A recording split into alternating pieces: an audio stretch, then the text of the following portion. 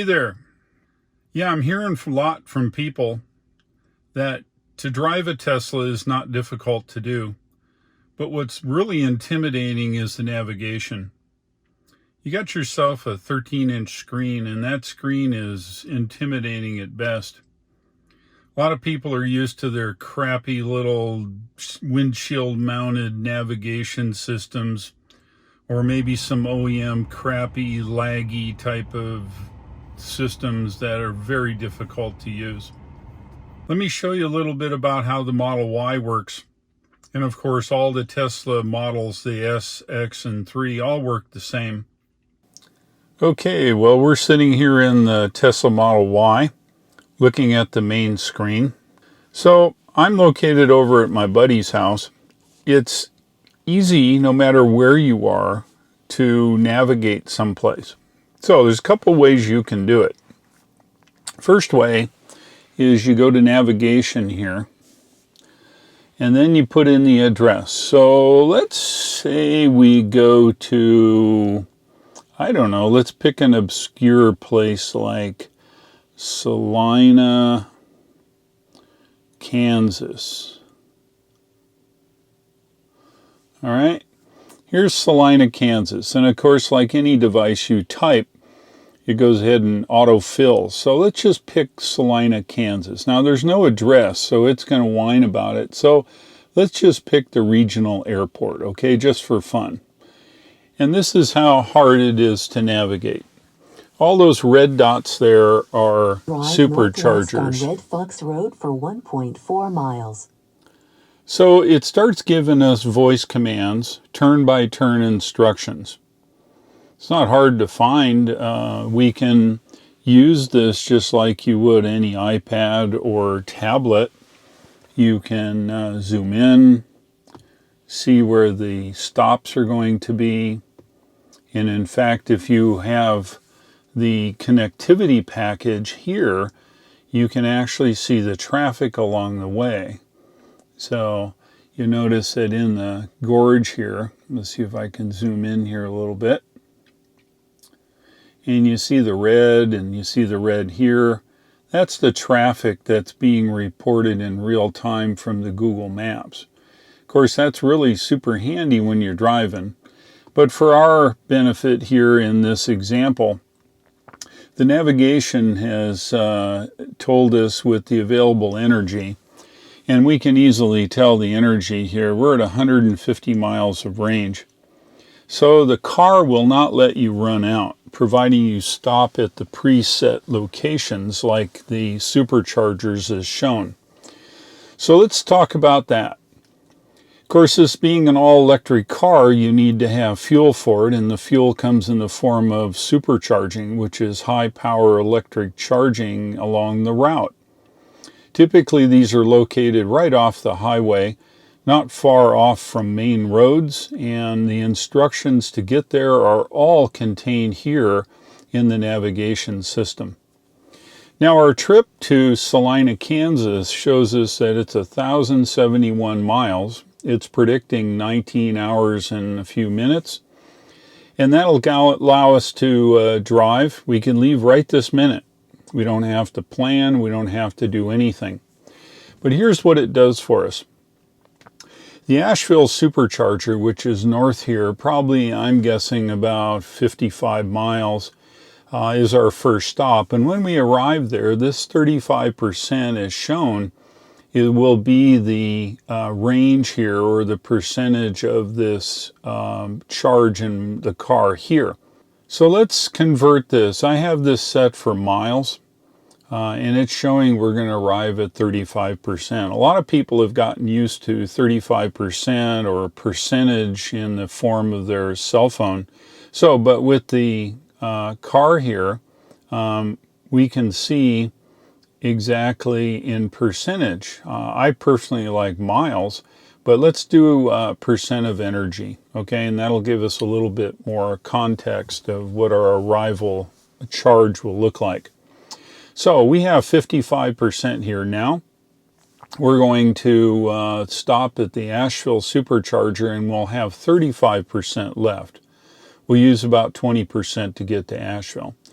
Now the navigation is predicting that we'll charge for about 35 minutes, and then on to our next stop will be Cookeville, and that's Cookeville, Tennessee. Now you notice with the navigation here, the successive stops are marked by the supercharger, and you notice that the navigation is all of a dark color, but our first leg to the Asheville supercharger will be this blue, which just means it's the active leg.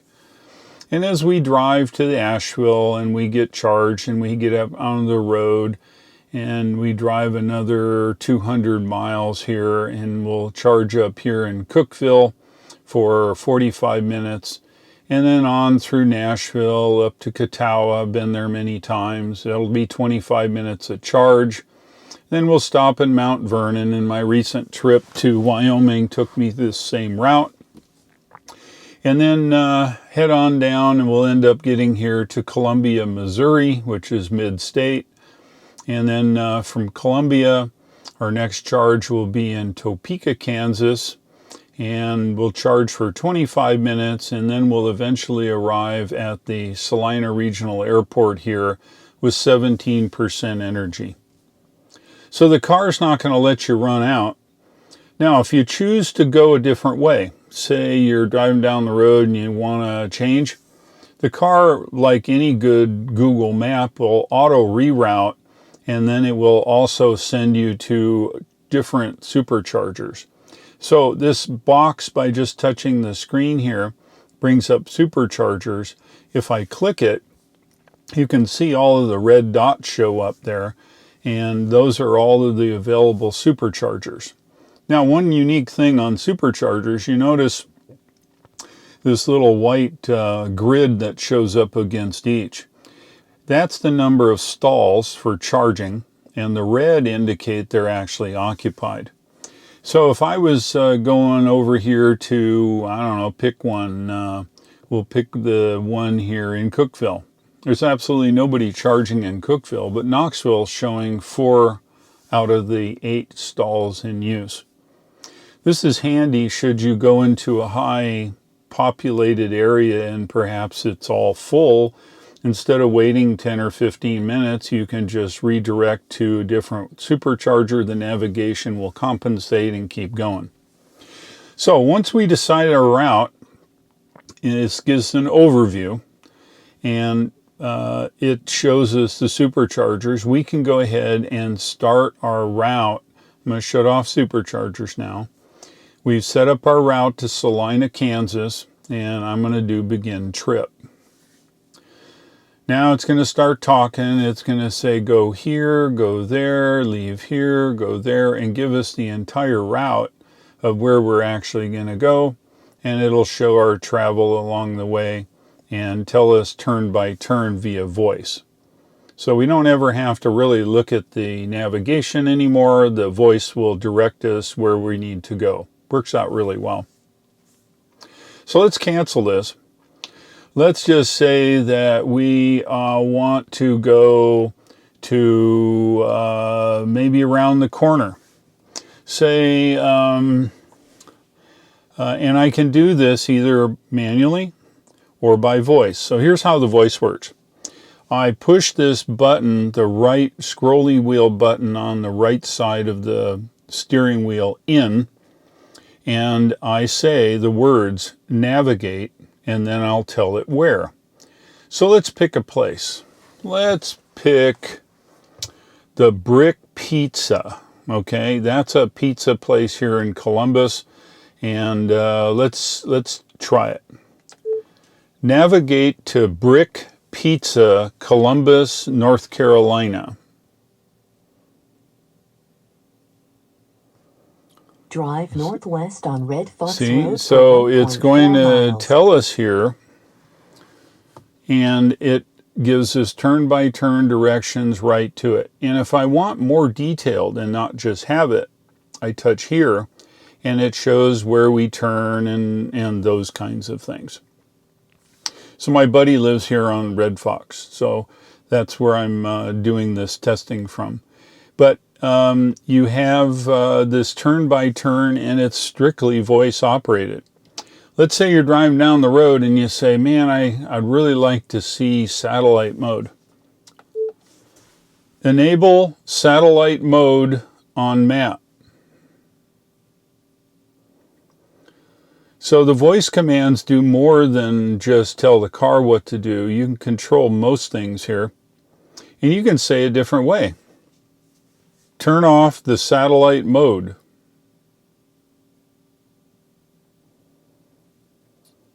So in either way, you can control the map.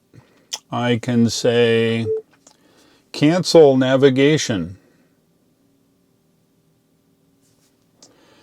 Then I can go to someplace and I can say, let's go to Rutherfordton, North Carolina.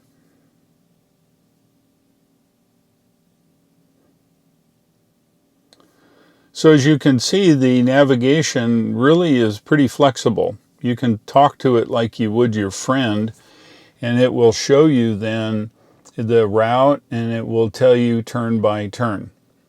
Pretty handy. How about this? Cancel navigation. All right. Take me to the nearest supercharger. So it's going to show me all of the superchargers. And of course, they're all listed here. And all I have to do is hit this. It takes me to the nearest supercharger, and we're ready to go. So it works out really well. Voice operated is really handy, especially if you're driving down the road here and you say, well, let's see, we want to go someplace. Well, you're trying to drive and you got to hit this, and then you got to say, well, where are we going? You can look at some of your past locations, and you want to try to do this and drive, and you're taking your attention off of the road. That's what the voice control is for. The voice control in the Model Y here does way more than just navigation, but for our video today will be just about navigation and voice commands. So some of the other things I can do, I can manually switch it to satellite mode, and of course I can zoom in tremendously, and you get excellent looking video of houses and things in the area. Works out really well. Of course, I can zoom it out. One thing you'll notice with the Tesla navigation, it's not legacy auto navigation, where if you do something, you click it and you wait and it finally and it'll move. This is super fast. You can operate it quickly. If I want to go someplace on it, like for example, the supercharger, I tap the supercharger, I click that, and now I have navigation to the supercharger, right? So what it does for me here is it gives me the ability to choose a spot. Let's say I zoom in here and I go, well, I gotta go see Fred over here. So I can press on hold with my finger. It sets the location. I can hit here, and it will now give me directions to that location. It's very simple to do. So then there's other controls here on the screen. These plus and minus, if you want to zoom into something, you can either pinch zoom or you can just hit the zoom. That works too. A lot of the legacy auto had a compass. I mean, a lot of us like to do everything by compass, and that's fine. Up here on the right, as you see, it says just slightly north of northwest. If I touch this, it will zoom in to where we are here.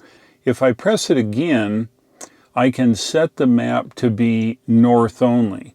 We'll navigate to, let's say, go to Salina again, okay? Here we are. So you see the little snake icon now here up on the top right-hand corner.